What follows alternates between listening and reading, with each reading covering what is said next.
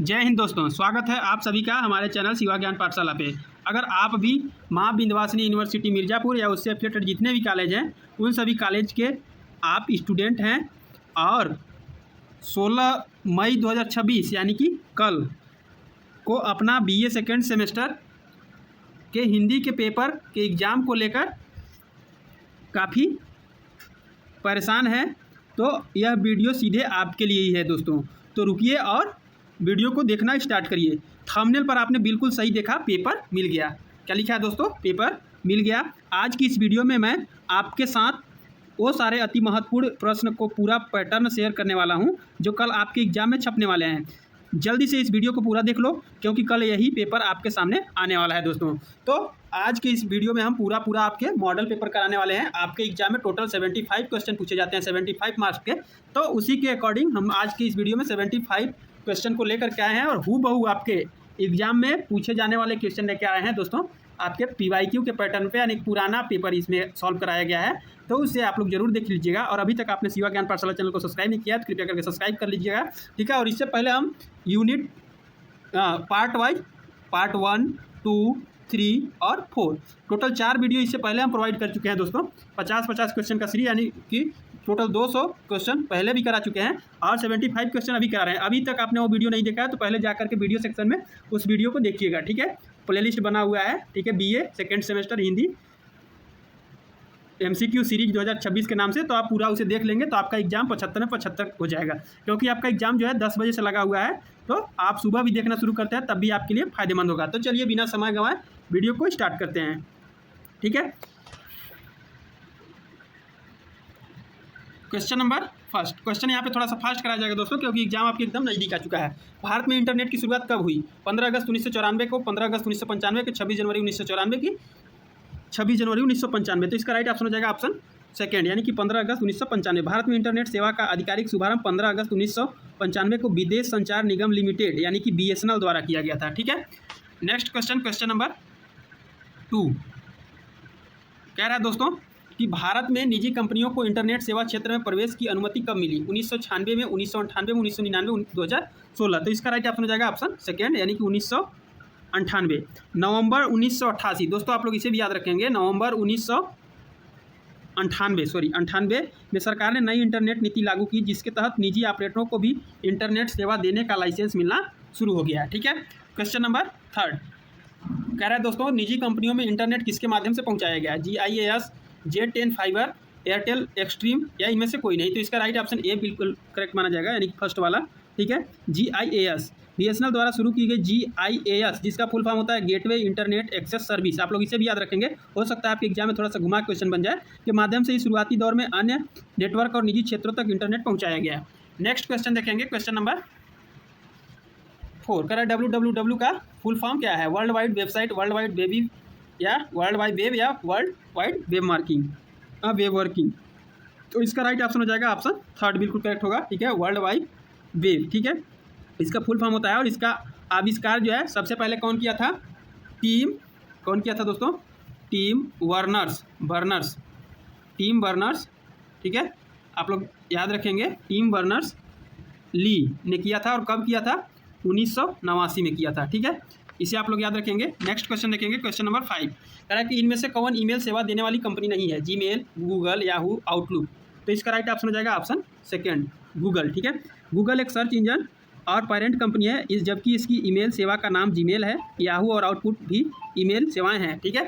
Next question देखेंगे, question number 6 कह रहा है कि इसमें से कौन सोशल मीडिया नेटवर्किंग वेबसाइट नहीं है? फेसबुक, वीचैट, एक्स, लेजीपे, ठीक है। तो इसका राइट ऑप्शन हो जाएगा ऑप्शन 4, लेजीपे। फेसबुक, वीचैट और एक्स यानी कि ट्विटर का नया नाम जो है एक्स हो गया है, सोशल नेटवर्किंग साइट्स है, जबकि लेजीपे एक फाइनेंस, लोन और पे लेटर डिजिटल वॉलेट ऐप है, ठीक है। नेक्स्ट क्वेश्चन देखेंगे, क्वेश्चन नंबर 7 कह रहा है कि ऑनलाइन खरीद बिक्री के लिए इस्तेमाल होने वाले वेबसाइट को कहते हैं? ई-कॉमर्स, ई खरीद बिक्री या ईमेल या ई सेवा। तो इसका करेक्ट ऑप्शन हो जाएगा ऑप्शन फर्स्ट, ई-कॉमर्स, ठीक है। इंटरनेट के माध्यम से व्यापार, सामान खरीदने और बेचने की प्रक्रिया ई-कॉमर्स यानी कि इलेक्ट्रॉनिक कॉमर्स कहा जाता है, जैसे अमेजन हो गया, फ्लिपकार्ट हो गया, ठीक है। दोस्तों वीडियो आपको थोड़ा सा भी हेल्पफुल लगे तो वीडियो को लाइक जरूर करिएगा, क्योंकि वीडियो सब लोग देखते हैं लेकिन लाइक बहुत कम लोग करते हैं, तो लाइक सब लोग कर दिया करिए, ठीक है। विकिपीडिया की स्थापना कब हुई? सन 2000 में, 2004 में, 2009 में, 2001 में। तो ये 2001 में हुई शुरू, ठीक है। विकिपीडिया की शुरुआत 15 जनवरी 2001 को, 15 जनवरी आप लोग याद रखेंगे। 15 जनवरी, ठीक है, ये भी क्वेश्चन पूछा जा सकता है। और किसके द्वारा की गई थी? तो जिमी वेल्स और लैरी सेंगर के द्वारा की गई थी, ये भी याद रखेंगे आप लोग। क्वेश्चन नंबर 9, इनमें से कौन इंटरनेट मैसेजिंग ऐप है? व्हाट्सअप, मैसेंजर, इंस्टाग्राम, इनमें से सभी। तो इसका राइट ऑप्शन हो जाएगा ऑप्शन 4, इनमें से सभी, ठीक है। ये सभी क्या है?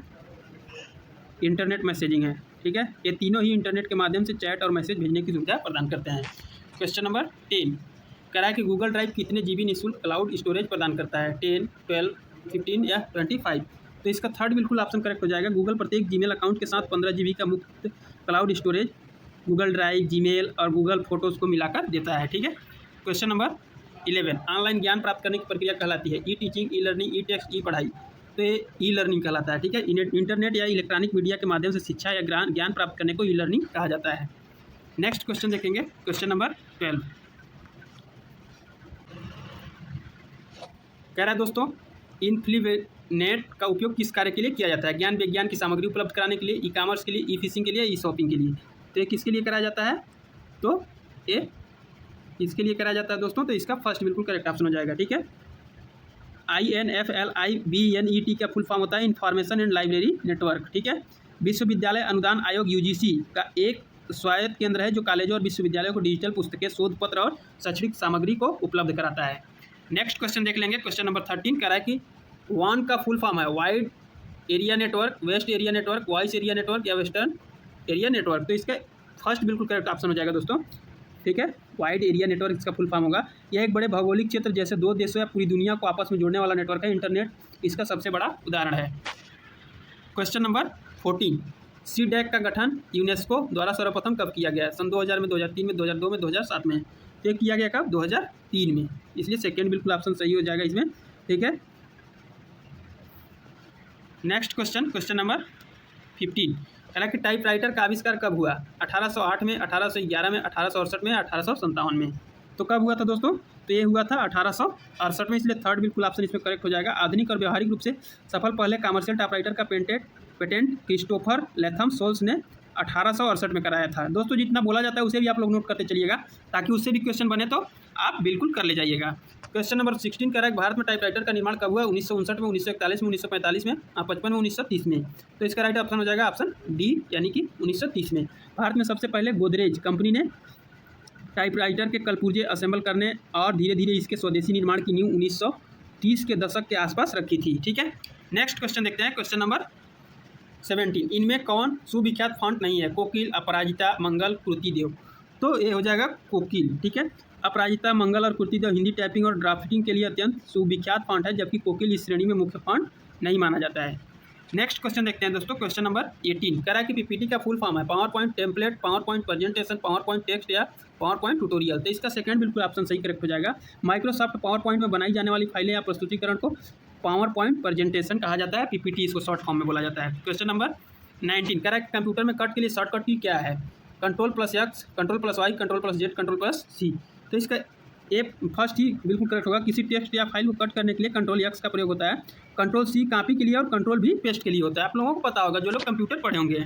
क्वेश्चन नंबर 20, शब्द हिंदी की व्युत्पत्ति का मूल संबंध है सिंधु से, अति से, राजनीतिक से, सामाजिक से।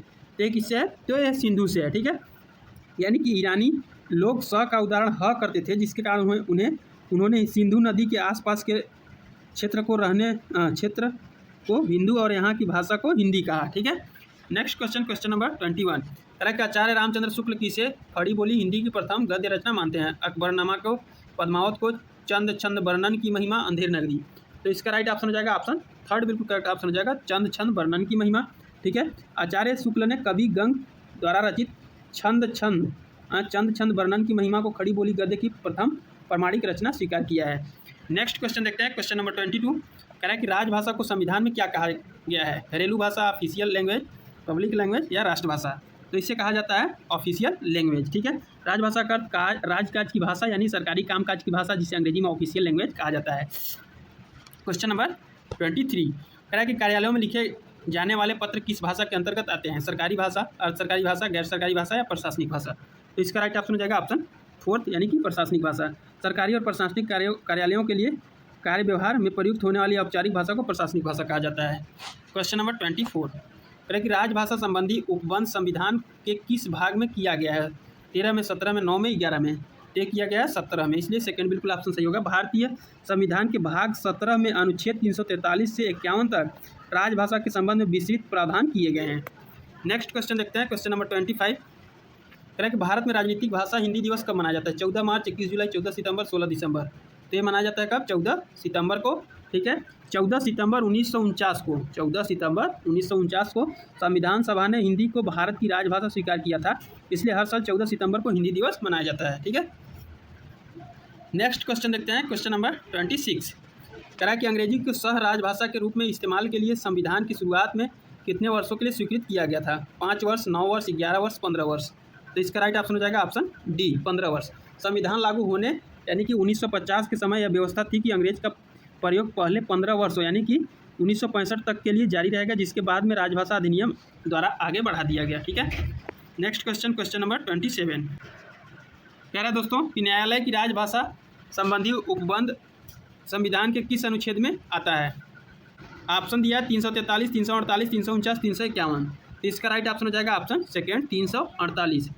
संविधान के अनुच्छेद 348 में उच्चतम न्यायालय यानी कि सुप्रीम कोर्ट और उच्च न्यायालय हाई कोर्ट में प्रयोग होने वाली भाषा के संबंध में प्रावधान है। Question number 28। कह रहा है कि प्रथम राजभाषा आयोग का गठन किस वर्ष हुआ? 1950 में, 55 में, 1975, 1947। तय हुआ था 1955 में, इसलिए इसका सेकेंड ऑप्शन बिल्कुल करेक्ट हो जाएगा। राष्ट्रपति के आदेश पर 7 जून 1955 को बीजी खेर यानी कि बाल गंगाधर खेर की अध्यक्षता में प्रथम राजभाषा आयोग का गठन हुआ था। Question number 29। कह रहा है कि राजभाषा अधिनियम 1976 के अनुसार भारत को कितने भागों में बांटा गया? 3 में, 5 में, 16 में, 28 और 9 में। इसको बांटा गया था कितने में दोस्तों? इसका राइट ऑप्शन हो जाएगा ऑप्शन फर्स्ट यानी कि 3 में। यानी कि इसके तहत भारत के राज्यों को भाषा के आधार पर 3 क्षेत्रों क क्षेत्र, ख क्षेत्र और ग क्षेत्र में बांटा गया था। ठीक है, क्वेश्चन नंबर 30। कह रहा है कि अर्थ और प्रयोग की दृष्टि से निश्चित रूप से परिभाषित होने वाले शब्दों को पारिभाषिक शब्द कहते हैं, किसका कथन है? सी राजगोपालाचारी का, भोल शंकर व्यास का, एवं ह्यूम का और डॉक्टर भोलनाथ तिवारी का। इसका राइट ऑप्शन हो जाएगा ऑप्शन फोर्थ, भोलनाथ तिवारी का। ठीक है, यह प्रसिद्ध परिभाषा भाषाविद डॉक्टर भोलेनाथ तिवारी द्वारा दी गई है। Next question, question number 31। कह रहे कि भोलानाथ तिवारी के अनुसार पारिभाषिक शब्दों की कितनी विशेषताएं हैं? 2 हैं, 3 हैं, 4 हैं, 9 हैं। तो इसका राइट ऑप्शन हो जाएगा ऑप्शन सेकेंड, 3 है। ठीक है, यानी कि डॉक्टर तिवारी ने पारिभाषिक शब्दों के स्वरूप निर्धारण के मुख्य आयामों की चर्चा की है। Next question, question number 32। कह रहा है कि पारिभाषिक शब्दों का मुख्य गुण क्या है? स्वीकृति है, अनुगामी है, स्वीकारोक्ति है या कोई नहीं। तो इसमें ये बिल्कुल करेक्ट हो जाएगा। पारिभाषिक शब्दों का सबसे बड़ा गुण यह है कि वे किसी निश्चित क्षेत्र में सार्वभौमिक रूप से स्वीकृत और निश्चित अर्थ देने वाले होते हैं। ठीक है, क्वेश्चन नंबर 33। बिलाल प्रेरल का पारिभाषिक शब्द बताइए। बहुपक्षीय, त्रिपक्षीय, द्विपक्षीय या सभी। तो इसका राइट ऑप्शन हो जाएगा ऑप्शन थर्ड यानी कि द्विपक्षीय, बाइलेटरल है, सॉरी बाइलेटरल। ठीक है, बाइलेटरल का प्रशासनिक और राजनीतिक अर्थ द्विपक्षीय होता है। ठीक है, क्वेश्चन नंबर 34। कैपेसिटी का पारिभाषिक शब्द बताइए। क्षमता, रूप, क्षमता, पलाद, कोई नहीं। तो इसका राइट ऑप्शन हो जाएगा ऑप्शन सेकेंड, क्षमता। ठीक है, यानी कि कैपेसिटी का अर्थ कार्य करने की योग्यता या क्षमता होता है। Question number 35। कह रहा है कि कैप्शन का पारिभाषिक शब्द है शीर्षक, नाम, फुटनोट, एंड नोट। तो इसका राइट ऑप्शन हो जाएगा ऑप्शन फर्स्ट, शीर्षक। ठीक है, यानी किसी लेख, चित्र या अध्याय के नाम को कैप्शन यानी शीर्षक या उपशीर्षक के नाम से जाना जाता है। Question number 36। कह रहा है कि अर्न का पारिभाषिक शब्द है कार्यद्र है, अर्जित है, कृत है, खरीदा हुआ। तो ये क्या है? ये एक प्रकार से अर्जित इसका हो जाएगा। ठीक है, अर्न का प्रशासनिक अर्थ अर्जित होता है, जैसे अर्न लीव यानी कि अर्जित अवकाश। नेक्स्ट क्वेश्चन देखा जाए, क्वेश्चन नंबर 37। कह रहा है कि ग्लोबल का पारिभाषिक शब्द है वैश्विक, पारितोषिक, विश्वव्यापी, वैश्वीकरण। तो इसका राइट ऑप्शन हो जाएगा ऑप्शन फर्स्ट, वैश्विक।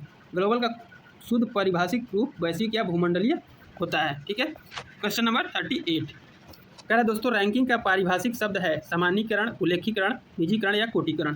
तो इसका राइट ऑप्शन हो जाएगा ऑप्शन 4, कोटिकरण। ठीक है, यानी कि पदानुक्रम या श्रेणीबद्ध करने की प्रक्रिया को रैंकिंग यानी कोटिकरण या श्रेणी निर्धारण कहते हैं। Next question, question number 39। कह रहा है कि अर्जेंट का पारिभाषिक शब्द है आवश्यक, अविलंब, तुरंत या सभी। तो इसका हो जाएगा अविलंब। वैसे तो इसे आम बोलचाल में तुरंत या आवश्यक भी कहते हैं, पर शुद्ध प्रशासनिक पारिभाषिक शब्दावली में अर्जेंट का अर्थ अविलंब या अत्यावश्यक होता है। ठीक है, नेक्स्ट क्वेश्चन देखेंगे दोस्तों। क्वेश्चन नंबर 40 करा है कि प्रशासनिक पत्र लेखन के लिए इनमें से किसकी आवश्यकता नहीं है? सरलता की स्पष्टता, शिष्टता या तत्सम शब्दावली। तो दोस्तों इसका करेक्ट ऑप्शन हो जाएगा ऑप्शन 4 तत्सम शब्दावली। यानी कि प्रशासनिक पत्रों में सरलता, स्पष्टता और शिष्टता का होना अनिवार्य है। क्लिष्ट तत्सम शब्दावली का जबरन प्रयोग आवश्यक नहीं है, भाषा बोधगम्य होनी चाहिए। ठीक है, नेक्स्ट क्वेश्चन देखते हैं दोस्तों। क्वेश्चन नंबर 41 कह रहा है कि कोई सरकारी अधिकारी अथवा कर्मचारी अपने उच्च अधिकारी से किसी बात को पूर्ण कराने के लिए जिस प्रारूप पर आवेदन करता है उसे क्या कहते हैं? निवेदन पत्र, आवेदन पत्र, मांग पत्र, अधिकार पत्र। तो इसे कहा जाता है आवेदन पत्र। ठीक है, किसी प्रार्थना या अनुरोध को वरिष्ठ अधिकारी तक भेजने के प्रारूप को आवेदन पत्र या एप्लीकेशन के नाम से जाना जाता है। नेक्स्ट क्वेश्चन, क्वेश्चन नंबर 42 करा कि आवेदन पत्र में सेवा में पत्र के किस भाग में लिखा जाता है? सेवा में कहाँ पे लिखा जाता है? जब आप लोग एप्लीकेशन लिखना शुरू करते हैं तो कहाँ लिखा जाता है? सबसे ऊपर बाईं, सबसे ऊपर दाईं, नीचे बाईं, कहीं भी। तो इसका राइट ऑप्शन हो जाएगा ऑप्शन फर्स्ट, सबसे ऊपर बाईं ओर। आप लोग जानते होंगे, एप्लीकेशन लिखे भी होंगे। ठीक है, इसे बताने की कोई जरूरत नहीं है। नेक्स्ट क्वेश्चन, क्वेश्चन नंबर 43 है कि आवेदन पत्र में प्रार्थी का हस्ताक्षर किस तरफ आता है? सबसे नीचे दाईं, सबसे नीचे बाईं, बीच में या कहीं भी? तो ये सबसे नीचे दाईं। ठीक है, इसलिए इसका भी फर्स्ट बिल्कुल ऑप्शन सही हो जाएगा। नेक्स्ट क्वेश्चन, क्वेश्चन नंबर 44 करा कि सरकारी पत्र में पत्र संख्या किस भाग में लिखा जाता है? सबसे ऊपर बाईं तरफ, सबसे ऊपर दाहिनी तरफ, कहीं भी, सबसे नीचे दाहिनी तरफ। तो इसका राइट ऑप्शन हो जाएगा ऑप्शन, इसमें कहाँ पे हो जाएगा दोस्तों? सबसे ऊपर बाईं तरफ। ठीक है, सरकारी पत्रों में सबसे ऊपर बाईं और कार्यालय के नाम के साथ पत्र संख्या या पत्रांक अनिवार्य रूप से लिखा जाता है। क्वेश्चन नंबर 45 करा कि कार्यालय आदेश को अंग्रेजी में क्या कहते हैं? Office order, official order, officer order या इनमें से कोई नहीं। तो इसे कहा जाता है ऑफिस ऑर्डर। ठीक है, नेक्स्ट क्वेश्चन देखेंगे। क्वेश्चन नंबर 46 करा कि इनमें से कौन सा पत्र राजपत्र में प्रकाशित होता है? सार्वजनिक पत्र, कार्यालय आदेश, परिपत्र या अधिसूचना। तो इसका राइट ऑप्शन फोर्थ बिल्कुल करेक्ट हो जाएगा, अधिसूचना। सरकार के नियमों, नियुक्तियों या तबादलों की आधिकारिक घोषणा को गजट में छपती है, उसे अधिसूचना कहा जाता है। ठीक है, क्वेश्चन नंबर 47 करा कि आवश्यक रकम लेकर वांछित कार्य करने को क्या कहते हैं? कार्यालय आदेश, अधिसूचना, निविदा, इनमें से सभी। तो इसमें से राइट ऑप्शन हो जाएगा ऑप्शन थर्ड, निविदा। ठीक है, किसी सरकारी या गैर सरकारी कार्य को कॉन्ट्रैक्ट पर कराने के लिए जो मूल्य प्रस्ताव आमंत्रित किए जाते हैं उसे निविदा या टेंडर के नाम से जाना जाता है। टेंडर आप लोग समझे होंगे, सुने होंगे। ठीक है, इनमें से कौन विज्ञापन के माध्यम नहीं है? प्रिंट माध्यम, इलेक्ट्रॉनिक माध्यम, सोशल मीडिया, इनमें से कोई नहीं। तो इसका राइट ऑप्शन हो जाएगा इनमें से कोई नहीं। ठीक है, नेक्स्ट क्वेश्चन देखेंगे। क्वेश्चन नंबर 49 कह रहा है कि परिपत्र को अंग्रेजी में क्या कहते हैं? सर्कुलर कहते हैं, मेमोरेंडम कहते हैं, रिमाइंडर या नोन। तो इसे कहते हैं सर्कुलर। जब कोई सरकारी पत्र एक साथ अनेक विभागों अधीनस्थ कर्मचारियों को भेजा जाता है तो उसे परिपत्र कहा जाता है। क्वेश्चन नंबर 50 कह रहा है कि किसी सरकारी कार्यालय, संस्थान अथवा संगठन में पत्र लेखन से पूर्व उनका जो कच्चा रूप या मसौदा तैयार किया जाता है उसे क्या कहते हैं? प्रारूप लेखन, मंजूरी पत्र या अनुस्मारक, कार्यालय ज्ञापन। तो इसका राइट ऑप्शन हो जाएगा ऑप्शन फर्स्ट, प्रारूप लेखन। किसी पत्र को अंतिम रूप देने से पहले तैयार किए जाने वाले कच्चे मसौदे को प्रारूप लेखन या आलेखन के नाम से जाना जाता है। क्वेश्चन नंबर 51 कह रहा है दोस्तों, अनुमोदन प्रारूप में संख्या संदर्भ किस भाग में लिखा जाता है? सबसे ऊपर बाईं, सबसे नीचे दाईं, बाईं, सबसे ऊपर दाईं, सबसे नीचे दाईं। तो दोस्तों इसमें से करेक्ट ऑप्शन हो जाएगा ऑप्शन फर्स्ट, सबसे ऊपर बाईं। यानी कि संदर्भ या पत्रांक संख्या हमेशा आलेख प्रारूप के शीर्ष पर दाईं बाईं ओर अंकित की जाती है। क्वेश्चन नंबर 52 करा कि इनमें से किसे संबंधित उच्च अधिकारी से अनुमोदित कराना अनिवार्य है? आवेदन पत्र, मांग पत्र, प्रारूप लेखन, ज्ञापन। तो इसका राइट ऑप्शन हो जाएगा ऑप्शन थर्ड, प्रारूप लेखन। किसी भी ड्राफ्ट को फाइनल भेजने से पहले उच्च अधिकारी की अनुमति या अनुमोदन लेना आवश्यक होता है। ठीक है, क्वेश्चन नंबर 53 करा कि किसी पत्र के संदर्भ को पुनः याद दिलाने को क्या कहते हैं? याद पत्र, फरियाद पत्र, प्रार्थना पत्र, अनुस्मारक। तो इसे अनुस्मारक बोला जाता है। पूर्व में भेजे गए किसी पत्र का जवाब न आने पर याद दिलाने के लिए भेजा जाने वाला पत्र ही अनुस्मारक पत्र कहलाता है। क्वेश्चन नंबर 54 टिप्पणी लिखने का कार्य इनमें से कौन कर सकता है? सहायक, सचिव, दोनों या इनमें से कोई नहीं। तो दोनों कर सकते हैं, सहायक और सचिव दोनों। ठीक है, नेक्स्ट क्वेश्चन, क्वेश्चन नंबर 55 कह कि राष्ट्रपति, उपराष्ट्रपति या किसी मंत्री द्वारा लिखे गए टिप्पणी को क्या कहा जाता है? मिनट, कार्यवृत्त, घंटा या सेकेंड। तो इसे कहा जाता है मिनट। ठीक है, यानी कुछ अधिकारियों, मंत्रियों या राजनेताओं द्वारा लिखे गए विशेष या संक्षिप्त टिप्पणी को प्रशासनिक शब्दावली में मिनट कहा जाता है। क्वेश्चन नंबर 56 करा कि टिप्पणी की भाषा होनी चाहिए सरल, सहज, स्पष्ट, उपरोक्त सभी। तो इसका राइट ऑप्शन हो जाएगा ऑप्शन डी, फोर्थ। दोस्तों आप लोग देख सकते हैं कितना इजी क्वेश्चन आता है, ठीक है। पुराना क्वेश्चन पेपर है, यानी कि आपको पिछले साल का पेपर है, ठीक है। तो आप लोग देख सकते हैं कितना इजी पेपर आता है। तो हम 4 वीडियो आप लोगों को प्रोवाइड किए हैं, 5वां वीडियो है, यानी कि ये मॉडल पेपर है। तो आप लोग सभी वीडियो करके जाते हैं तो आप लोग का एग्जाम जो है बहुत ही अच्छा जाएगा। दोस्तों आप लोग एग्जाम देने के बाद जरूर आप लोग कमेंट सेक्शन में कमेंट करके बताइएगा कि आपका एग्जाम में क्वेश्चन फंसे या नहीं फंसे, ठीक है। जरूर A to Z जितने भी देख रहे हैं सभी लोग कल एग्जाम देने के बाद आकर कमेंट सेक्शन में जरूर कमेंट करेंगे, ठीक है। टीपर सदैव किस पुरुष में लिखा जाता है? प्रथम, मध्यम, अन्य या उत्तम? तो इसका राइट ऑप्शन हो जाएगा ऑप्शन 3 यानी कि अन्य। Next question, question number 58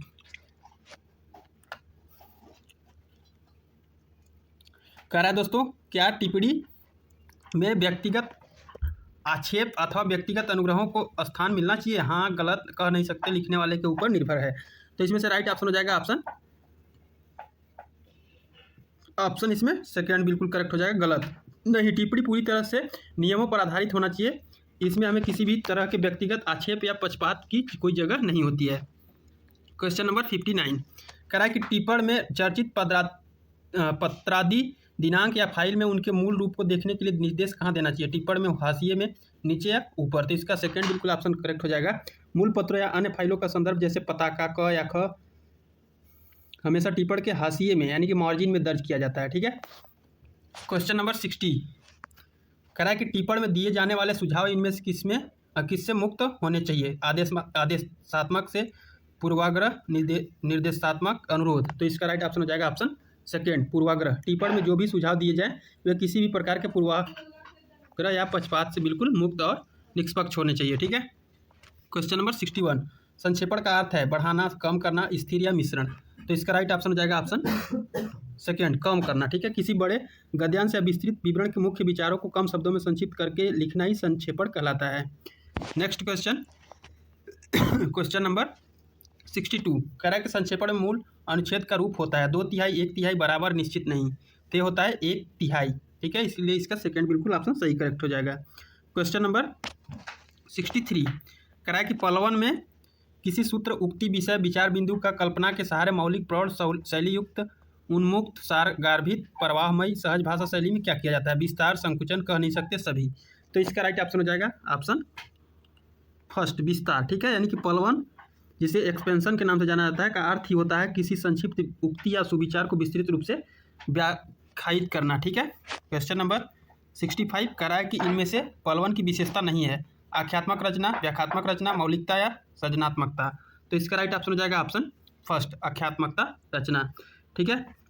next question, question number 65 कह रहा है दोस्तों, कंप्यूटर एक स्वचालित इलेक्ट्रॉनिक मशीन है जो अनेक प्रकार की तर्कपूर्ण गणनाओं के लिए प्रयोग किया जाता है। की परिभाषा किसकी है? ऑक्सफोर्ड डिक्शनरी का, ब्रिटिश काउंसिल का, या हार्वर्ड डिक्शनरी का, MIT का? तो इसका राइट ऑप्शन हो जाएगा ऑप्शन फर्स्ट, ऑक्सफोर्ड डिक्शनरी, ठीक है। यह कंप्यूटर की एक मानक और सुविख्यात परिभाषा है जो ऑक्सफोर्ड डिक्शनरी के अनुसार उद्धृत की जाती है। क्वेश्चन नंबर 66 कह रहा है कि प्रथम संयुक्त कंप्यूटर सम्मेलन का आयोजन कब हुआ था? 1957 में, 1961 में, 1951 में, तो 1946 में? तो इसका राइट ऑप्शन हो जाएगा ऑप्शन थर्ड, 1951 में, ठीक है। वैश्विक स्तर पर कंप्यूटर तकनीकों के समन्वय के लिए पहला ज्वाइंट कंप्यूटर कॉन्फ्रेंस 1951 में आयोजित किया गया था। क्वेश्चन नंबर 67 इंटेल द्वारा 8 बिट का प्रोसेसर कब बनाया गया? 1974, 1977, 1953, 1972? तो इसका राइट ऑप्शन हो जाएगा ऑप्शन फोर्थ। वैश्विक स्तर पर जो होता है, इंटेल ने अपना पहला 8 बिट माइक्रो प्रोसेसर इंटेल 808 अप्रैल 1972 में पेश किया था, ठीक है। क्वेश्चन नंबर 68 कह रहा है कि विंडोज ऑपरेटिंग सिस्टम का आरंभ कब हुआ? 1991 में, 1992 में, 1993 में, 1995 में? तो कब हुआ? 1995 में, ठीक है। नेक्स्ट क्वेश्चन, क्वेश्चन नंबर 69 कह रहा है कि वर्तमान में किस पीढ़ी के कंप्यूटर का इस्तेमाल होता है? प्रथम, द्वितीय, पाँचवीं या 10वीं? तो इसका राइट ऑप्शन हो जाएगा ऑप्शन थर्ड। वर्तमान समय में 5वीं पीढ़ी यानी कि 5th जनरेशन के कंप्यूटरों का उपयोग कर रहे हैं जो AI यानी कि AI आर्टिफिशियल इंटेलिजेंस और सुपर फास्ट प्रोसेसिंग पर आधारित होता है। क्वेश्चन नंबर 70 कह रहा है कि कंप्यूटर की भाषा को कहते हैं binary, assembling, decoding, alpha numeric? तो इसका फर्स्ट बिल्कुल ऑप्शन करेक्ट हो जाएगा। कंप्यूटर केवल 0 और 1 की भाषा समझता है जिसे बाइनरी भाषा या बाइनरी लैंग्वेज या मशीन लैंग्वेज भी कहा जाता है। क्वेश्चन नंबर 71, इनमें कहाँ कंप्यूटर का इस्तेमाल नहीं होता? मिसाइल में, गोल कुआं में, व्यापार में, पुस्तकालय में। तो इसका राइट ऑप्शन हो जाएगा ऑप्शन सेकेंड, गोल कुआं में। मिसाइल तकनीकों, व्यापार और पुस्तकालय में कंप्यूटर का भरपूर उपयोग होता है, जबकि कुएं में इसका कोई सीधा या सामान्य व्यवहारिक उपयोग नहीं है। क्वेश्चन नंबर 72, कह रहा है दोस्तों, हिंदी सॉफ्टवेयर लोकलाइजेशन का सर्वप्रथम कार्य सी डैक द्वारा कब शुरू हुआ? 70 के दशक में, 80 के दशक में, 90 दशक में या 60 के दशक में? तो इसका राइट ऑप्शन हो जाएगा ऑप्शन सेकेंड, 80 के दशक में। यानी कि सी डैक की स्थापना 1988 में हुई थी और तभी से उन्होंने भारतीय भाषाओं विशेषकर हिंदी के कंप्यूटरीकरण और ग्राफिक्स पर कार्य शुरू कर दिया था। ठीक है। क्वेश्चन नंबर 73, कह रहा है कि देवनागरी के लिए पहला फॉन्ट किस संस्थान ने किया? आईआईटी मुंबई ने, आईआईटी दिल्ली ने, आईआईटी कलकत्ता ने, आईआईटी कानपुर ने। तो इसका राइट ऑप्शन हो जाएगा ऑप्शन फोर्थ, आईआईटी कानपुर ने। हिंदी और देवनागरी लिपि के कंप्यूटरीकरण की दिशा में शुरुआती और बेहद महत्वपूर्ण शोध आईआईटी कानपुर द्वारा किया गया था। क्वेश्चन नंबर 74, कह रहा है कि आईआईटी कानपुर ने देवनागरी कोड कब तैयार किया? 1945 में, 1985, 1983, 1972। तो इसका राइट ऑप्शन हो जाएगा ऑप्शन थर्ड। आईआईटी कानपुर ने 1983 के आसपास देवनागरी के लिए ISCII कोड और शुरुआती फॉन्ट आर्किटेक्चर को विकसित करने में बड़ी सफलता हासिल की थी। ठीक है। क्वेश्चन नंबर 75 और आज की इस वीडियो का अंतिम क्वेश्चन है, इंटरनेट का आविष्कार कब हुआ? 1969 में, 1940, 1970, 1979 में। तो इसका राइट ऑप्शन हो जाएगा ऑप्शन फर्स्ट, 1969 में। इंटरनेट की शुरुआत अमेरिकी रक्षा विभाग द्वारा बनाए गए नेटवर्क ARPANET से हुई थी, जिसे 1969 में स्थापित किया गया था। ठीक है दोस्तों। तो दोस्तों ये थे हमारे मॉडल पेपर के 75 क्वेश्चन। ठीक है। ठीक है दोस्तों, अगर आपने अभी तक कुछ भी नहीं पढ़ा तो सिर्फ इन प्रश्नों को आज रात भर अच्छे से तैयार कर लीजिए। ठीक है। एग्जाम हॉल से आप जब कल बाहर निकलेंगे तो आपके चेहरे पर एक बड़ी सी मुस्कान होगी, यह मेरा दावा है दोस्तों। ठीक है। और दोस्तों अभी तक आपने शिवा ज्ञान पाठशाला चैनल को सब्सक्राइब नहीं किया तो कृपया करके सब्सक्राइब कर ले और बेल आइकन को प्रेस कर ले, ताकि किसी प्रकार का कोई भी इन्फॉर्मेटिव वीडियो या एग्जाम से रिलेटेड वीडियो या तो किसी प्रकार कोई भी इन्फॉर्मेशन का वीडियो अपलोड हो तो उसका नोटिफिकेशन सबसे पहले आप तक पहुंच सके। दोस्तों आप लोग लाइक सभी लोग करिएगा, आपके लिए इतना मेहनत किया जाता है तो आप लाइक तो कर ही सकते हैं। ठीक है। और टेलीग्राम चैनल से सभी लोग जुड़ जाइएगा। टेलीग्राम चैनल पे कोई भी वहाँ पे फास्ट अपडेट दिया जाता है, चाहे वो यूनिवर्सिटी से रिलेटेड हो, कॉलेज से रिलेटेड हो या जॉब इन्फॉर्मेशन से रिलेटेड हो। तो टेलीग्राम चैनल का लिंक वीडियो के डिस्क्रिप्शन में दिया हुआ है, सभी लोग जा करके जरूर ज्वाइन कर लीजिएगा। ठीक है। और सभी लोग सब्सक्राइब कर लीजिएगा और आप लोग कमेंट में बताइएगा कि आपको किस सब्जेक्ट पे कौन सा वीडियो चाहिए। ठीक है। और आप सभी को कल के एग्जाम के लिए ऑल द बेस्ट, आप अपना एग्जाम में अच्छा स्कोर कर सकें। ठीक है। और करेंगे ही यदि 5 वीडियो, इससे पहले 4 वीडियो कराया गया है, पार्ट 1, पार्ट 2, पार्ट 3, पार्ट 4 करके। तो आप लोग सभी वीडियो और ये मॉडल पेपर आप लोग देख के जाएंगे तो कोई नहीं रोक सकता आपको, पास होने से तो कोई नहीं रोक सकता। और अगर अच्छे से क्वेश्चन सभी को तैयार कर लिए, ठीक है, और रात भर जागिए दोस्तों। अभी तक आपने कुछ नहीं पढ़ा तो रात भर वीडियो को 2 से 3 बार 4 बार जितना बने देख लीजिए और एग्जाम दे आइए। तो मिलते हैं अगले वीडियो में अगले टॉपिक के साथ। अगर आपके मन में किसी प्रकार कोई डाउट हो तो कमेंट सेक्शन में जरूर पूछिएगा, आपको रिप्लाई दिया जाएगा। मिलते हैं अगले वीडियो में अगले टॉपिक के साथ, तब तक के लिए थैंक यू।